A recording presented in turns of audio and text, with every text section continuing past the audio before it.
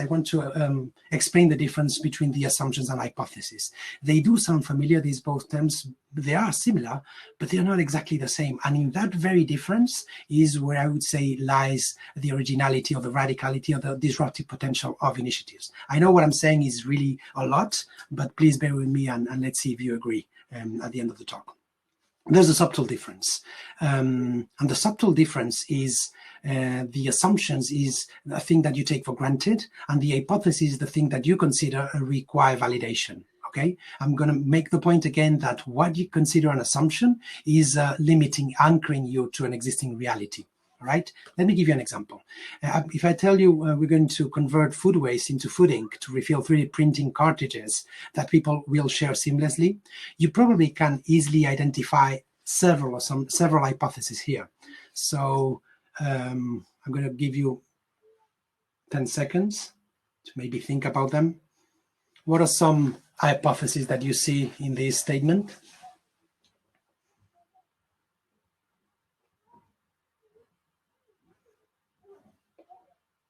Okay, so here are highlighted some of the hypotheses that I see. We're going to convert food waste into food ink. Can we do anything, such a thing as food ink?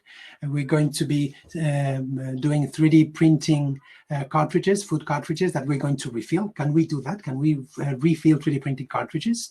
What are the conditions under which that can be done? And moreover, will people really share them? Will people agree to consume food waste converted into food ink and share the cartridges? I mean, there are a lot of hypotheses there. And of course, the hypothesis that we can imagine will create the upper limit of our initiatives. They will create the limit to the projection that we're doing with our initiative. So we could talk about these, but there is a fundamental assumption that we still have not talked about. Let's see if anybody can think of it. Assumption. So Michal says assumption is printers use cartridges. Well, that's a really good assumption, actually. And yeah, and I had not identified that, Michal. See, that's the beauty of having very bright people around. So yes, that is a very good assumption. Thank you. Yes. And there is another one, another fundamental assumption, which is this one, Michal and everyone. The existence of food waste. Yes, there's a food waste generated.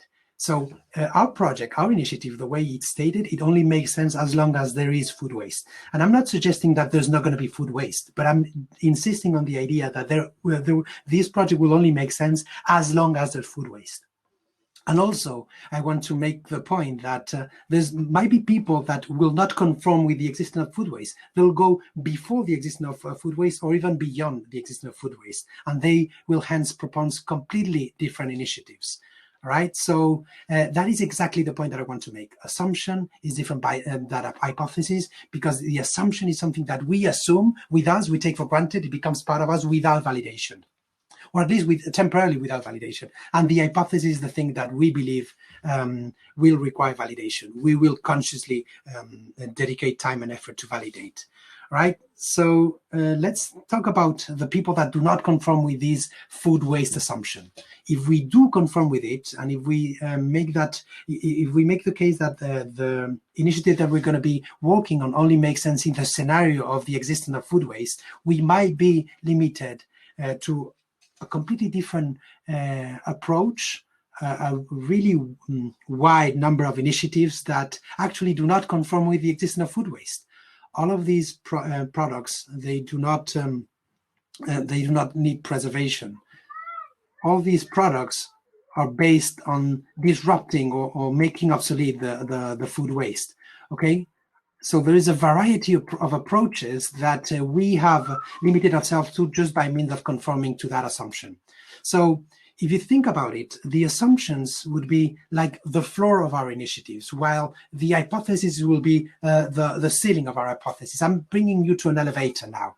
And in an elevator, we have the ceiling that once again creates the upper limit, but then we also have the floor. And it also always makes sense to change the quality of the hypothesis that you're proposing. But what about changing the floor of your initiative? What about raising the assumptions of the initiative to a completely different level?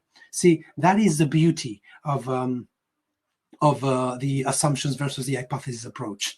Mark Twain suggested that, and somebody told me this quote in the previous session. It ain't what you don't know what gets you into trouble. It's the things you know for sure that just ain't so. So Mark Twain here speaking once again about the assumptions. So my strong recommendation for you is change the assumptions. There's a quote that I really like by Jorge Wagensberg that I hacked a little bit. Jorge Wagensberg, a Spanish scientist that unfortunately passed away not too long ago, said that changing the answers is evolutionary, changing the questions is revolutionary. But in this context, we are here for the disruptive innovation. And so I add, changing the assumptions is disruptive.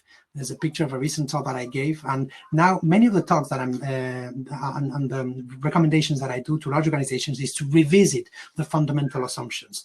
The fundamental assumptions in the existing business models, in the business model canvas related to the industry, to the challenges, to the operating system, etc. And also this is applicable to the assumptions in which you're laying the foundations of your startup. Because if you can hack those assumptions, you'll be uplifting your whole initiative. So it's an exercise that I strongly suggest you to take a look at. Once you have a problem statement, once you have an approach, make sure you identify the hidden assumptions in your hypothesis. There's a trick. You can use this to identify the assumptions that probably you take for granted because you validated in the past. Well, maybe now it's time to take some of these fundamental assumptions and convert them into hypotheses, okay?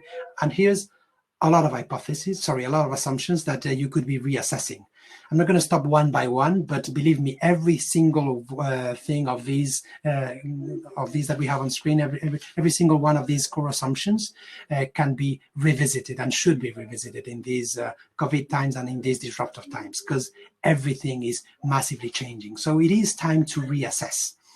And now for the last part of this talk together, I'm going to suggest to call your attention to one fundamental assumption, which is the relationship with customers, your relationship with customers. Everything is changing, the concept of industry, the business, the challenges, the problem space, the purpose of your organization, the way you create value, the relationship with stakeholders, the relationship with employees, your competitive advantages and your modes, your operating system.